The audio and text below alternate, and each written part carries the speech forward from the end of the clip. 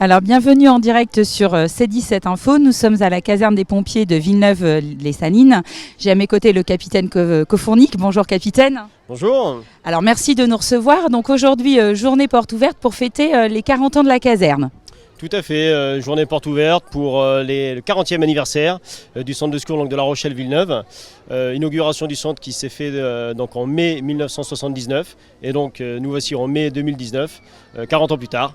Et on a profité du moment pour organiser cette journée qui se veut une ouverture pour la population, découvrir un petit peu le métier de sapeur-pompier, l'activité de pompier volontaire également auprès de la population. Alors justement, vous disiez il y a 40 ans, on est devant là, des véhicules anciens, on va avancer tout à l'heure un petit peu et on va voir que ça a bien évolué. Aujourd'hui, ce lieu de Villeneuve-les-Salines, cette caserne accueille combien de pompiers ? Alors nous avons 44 sapeurs-pompiers professionnels, une soixantaine de pompiers volontaires, plus 20 personnels infirmiers de sapeurs-pompiers. D'accord, et pour à peu près combien d'interventions par jour on va dire ? Alors à l'année on fait plus de 5300 interventions, ce qui représente une moyenne de 16 à 17 interventions par jour pour le centre de secours. D'accord. Alors j'ai vu là d'ailleurs tout à l'heure un petit décalage dans votre planning puisque la réalité vous a rattrapé, il y a des collègues qui sont partis en intervention. Tout à fait. Faut savoir qu'au niveau du centre de secours de La Rochelle-Villeneuve, on est à 13 pompiers de garde par jour. Et au moment où je vous parle, j'ai 12 pompiers qui sont engagés sur une opération de secours, sur 10 différentes opérations. On a un feu de cuisine et plus différentes sollicitations pour les secours d'urgence aux personnes. D'accord. Alors on va discuter, on va avancer un petit peu, ce qui va nous permettre de découvrir d'autres installations. Alors vous nous disiez donc le nombre d'interventions. Des interventions, là vous nous parliez d'un feu de cuisine, plus des interventions secours aux personnes. Comment seraient réparties ces interventions ? Alors sur la globalité de nos interventions, nous avons une grande dominante liée au secours d'urgence aux personnes qui avoisine les 75 à 80% de notre sollicitation. Les incendies ne représentent que 8% de nos interventions, ce qui représente pour l'agglomération rochelaise en moyenne un départ feu par jour. Plus le reste est comblé par les accidents de la route et ce qu'on dénomme les interventions diverses, donc ce qui ne rentre pas dans les autres rubriques. D'accord. Alors on voit beaucoup d'enfants là sur site aujourd'hui. C'est important aussi pour vous de sensibiliser les plus jeunes justement à votre métier, à toutes ces interventions que vous réalisez au quotidien. Tout à fait. Cette journée elle a entre autres pour objectif de susciter des vocations, renseigner les gens, quel est le métier de pompier, quelle est l'activité de pompier volontaire, comment on devient sapeur-pompier volontaire et également pour les plus jeunes, comment on devient jeune sapeur-pompier puisqu'on a différentes sections sur le département de jeunes sapeurs-pompiers. Alors justement, est-ce que vous pouvez, pour les personnes qui pourraient être intéressées mais qui sont de l'autre côté de leur écran, nous en dire un petit peu plus justement sur comment devient-on sapeur-pompier professionnel, volontaire ? Alors pour être sapeur-pompier professionnel, c'est sur concours, donc le concours de caporal, de sapeur-pompier professionnel. Pour être sapeur-pompier volontaire, il suffit tout simplement d'aller au centre de secours le plus proche de chez soi, se manifester. Souvent ça passe par une lettre de motivation et un CV.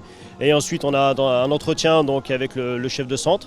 Et derrière un certain nombre de tests pour savoir si la personne est apte à remplir les différentes missions qui l'attendent. Et également aux plus jeunes, on a des sections de jeunes sapeurs-pompiers.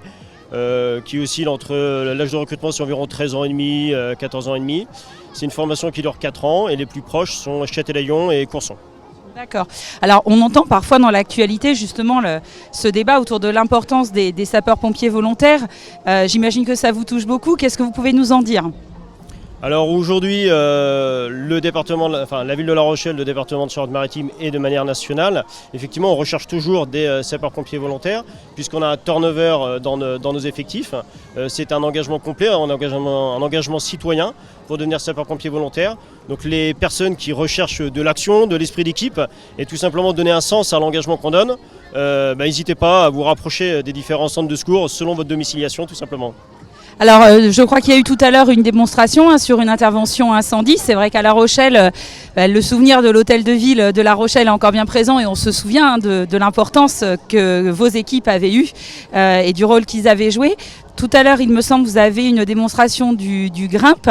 C'est une équipe qui a été mise à l'honneur malheureusement il y a quelques jours avec les faits qui se sont déroulés à la Tour Eiffel. Est-ce que vous pouvez nous en dire un petit peu plus ? Quel est leur rôle ? Quel est le type d'intervention qu'ils ont en tous les cas sur La Rochelle et dans les alentours ? Alors le GRIMP, effectivement, donc c'est un groupe de recherche et d'intervention au milieu périlleux. Pour le département d'ailleurs qui fête son 30e anniversaire, donc qui s'associe à nous aujourd'hui pour fêter les 40 ans du centre. Et donc ce sont des sapeurs-pompiers professionnels qui sont spécialisés dans ce domaine-là pour pouvoir effectuer aussi bien des sauvetages en milieu donc périlleux, soit en hauteur ou alors en excavation, là où le sapeur-pompier, on va dire, qui est formé au risque courant, a atteint ses limites d'engagement, souvent de par les hauteurs ou les conditions d'engagement qui sont relativement périlleuses. D'accord, alors on va avancer un petit peu. Est-ce que vous pouvez nous dire quelques mots sur tous ces équipements là qu'on aperçoit, nous expliquer un petit peu pour nos spectateurs qui sont de l'autre côté de leur écran, à quel moment certains engins vont être mobilisés pour quel type d'intervention ? Alors là devant nous, nous avons la cellule air respirable. Donc c'est une cellule qui intervient sur l'ensemble du département de la Charente-Maritime et qui permet soit d'éclairer une zone d'intervention relativement conséquente donc, pour des interventions nocturnes, mais également pouvoir regonfler. On a des bouteilles d'air quand on intervient sur incendie, qu'on appelle des ARI, donc des appareils respiratoires isolants.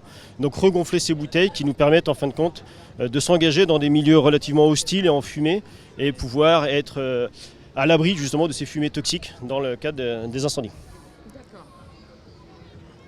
Donc c'est un engin qu'on a dû retrouver, me semble-t-il, lors de l'incendie, notamment de l'hôtel de ville de La Rochelle.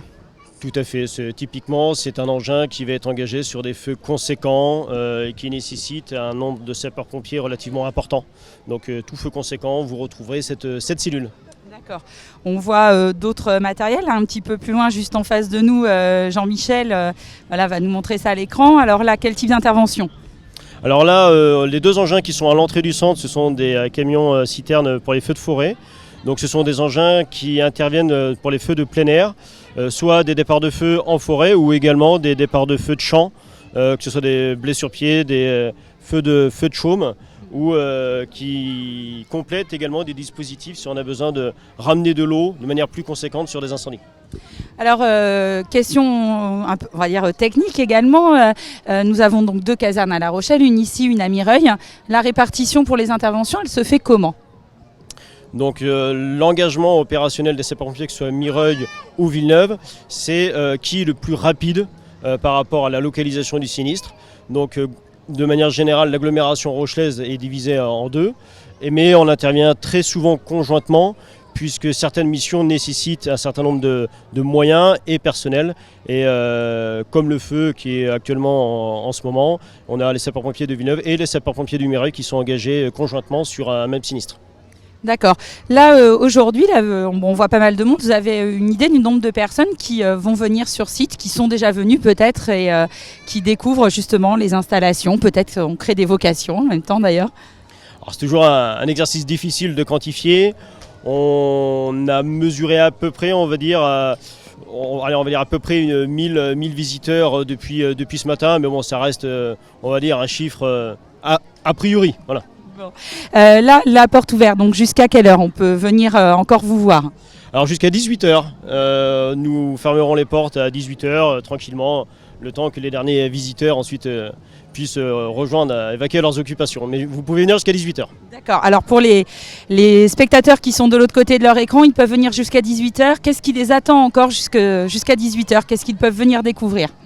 Alors il y a encore un certain nombre d'ateliers, aussi bien sur du secourisme, sur de l'incendie, sensibiliser les gens en fin de compte à l'importance des détecteurs de fumée chez soi, qui est obligatoire. Hein.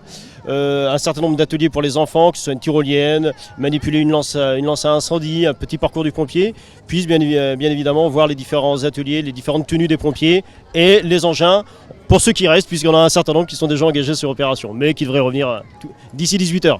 D'accord, eh bien, écoutez, merci capitaine de nous avoir accueillis, de nous avoir accordé ces quelques instants. Bonne fin de journée porte ouverte et à très bientôt en direct sur C17.